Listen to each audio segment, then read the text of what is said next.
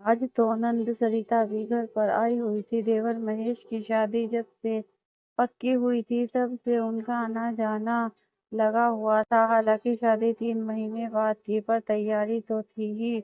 अब नंद घर पर आई है तो बहू को उनके लिए कुछ अच्छा सा खाना भी तो बनाना नहीं पड़ेगा। ये अलग बात है कि बहू भी नौकरी करके आई है, वो भी थक चुकी थी, पर खाना तो बनाना ही था।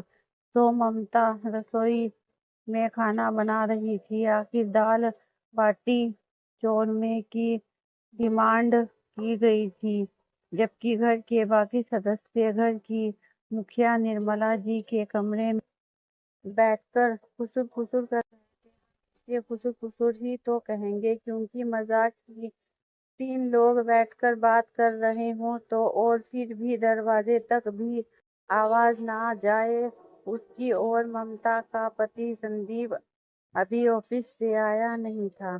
तभी महेश की आवाज आई, भाभी जरा हम लोगों के लिए चाय तो बनाकर ले आना, बड़ी चाय की तलब हो रही है। सुनकर ममता ने एक तरफ चाय चढ़ाई और अपने काम में लग गई। चाय बनने के बाद चाय कप में छानी और ट्रे में सबके कप लगाकर कमरे में उन्हें देने आ गई। उनके कमरे में आते ही सब बिल्कुल चुप हो गए। तभी तभी सरिता ने निर्मला जी की तरफ इशारा किया, जिसे ममता ने देख लिया और मन ही मन सोचने लगी कि अब जरूर कोई पटाखा फूटने वाला है। बहू मैं क्या कह रही थी कि देख तेरे देवर की भी शादी होने वाली है। नई बहू घर पर आएगी तो उसे भी और सुविधाएं देनी पड़ेंगी। घर में और कमरे भी नहीं हैं, अब तो ऊपर कमरा बनवाना ही पड़ेगा। पर नई आई हुई बहू को अकेले कैसे छोड़ूं? अब उसे ये तेरा कमरा ही देना पड़ेगा मुझे, इसीलिए तुम लोग अपना कमरा ऊपर ऊपर बनवा लो। निर्मला जी भूमिका बनाते हुए बड़े ही प्यार से अपनी बहू ममता से बोली। उनकी बात सुनकर ममता हैरान रह गई और मन ही मन में सोचने लगी, इनके पटाखे भी छोटे मोटे नहीं होते, हमेशा बड़े बड़े धमाके करने की आदत होती है। पता नहीं इनके मन में यह सब आता कहाँ से है। नया कमरा, अभी तो शादी का भी इतना खर्चा है, मम्मी जी कहाँ से हो पाएगा ये सब? आखिर ममता ने कहा, वही तो कह रही हूँ बहू, खर्चा तो है पर कमरा भी तो जरूरी है। बता, छोटे से कमरे में मैं नई बहू को कहाँ रखूंगी? इसीलिए मुझे लगता है कि ऊपर वाला कमरा तो बनवाना ही पड़ेगा। निर्मला जी बोली, पर मम्मी जी हमारे घर में 3 कमरे हैं तो सही, उन्हीं में सब एडजस्ट हो जाएगा। ममता ने कहा, अरे कहाँ से एडजस्ट हो जाएगा भाभी? एक कमरा मम्मी का, एक कमरा आपका और एक भैया का, और एक कमरा में कभी आती जाती तो मेरा भी। अगर महेश को वो कमरा दे दिया तो जब मैं यहाँ आऊंगी तो मैं कहाँ रहूंगी? अचानक सरिता भी बोली, पर जीजी आप तो मम्मी के कमरे में भी रह सकती हो, अभी तो कैसे भी एडजस्ट करना पड़ेगा।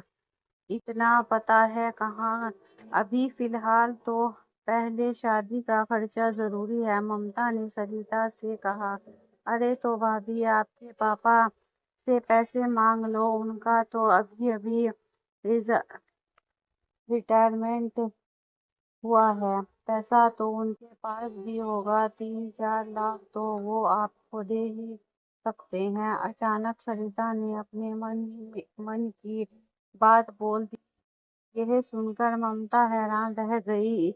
उसे इस बात का अंदाजा तो था कि ये सब होने वाला है, पर इतनी जल्दी होगा ये नहीं था। जीजी मैं अपने पापा से पैसे नहीं मांगूंगी, उनका रिटायरमेंट का पैसा उनके भविष्य के लिए है, वैसे भी वो हमारे लिए बहुत कुछ कर चुके हैं। ममता ने सपाट का जवाब दिया, अब कौन सा भविष्य? उम्र तो हो गई है उनकी बुढ़ापे में, पैर कब्र में लटके हुए हैं, अभी भी क्या बैठकर पैसा ही खाएंगे? थोड़ा बहुत अपनी बेटी को नहीं दे सकते क्या? अब की बार निर्मला जी ने तुनकर कहा।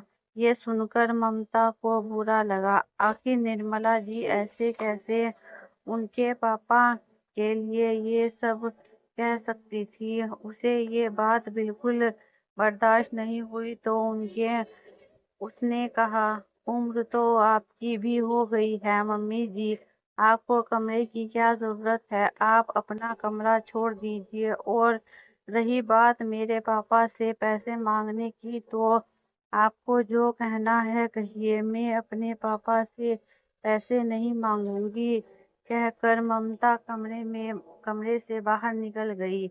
उसका जवाब सुनकर सब हक्के बक्के रह गए। किसी को भी उम्मीद नहीं थी कि वो इस तरह से जवाब देगी। ममता के पिता अभी 4 महीने पहले ही रिटायर हुए थे, तब से घर में बड़ी खुसर चलने लगी थी। जब भी सरिता, महेश और निर्मला जी साथ बैठते कि कुछ ना कुछ बातें होती रहती थी।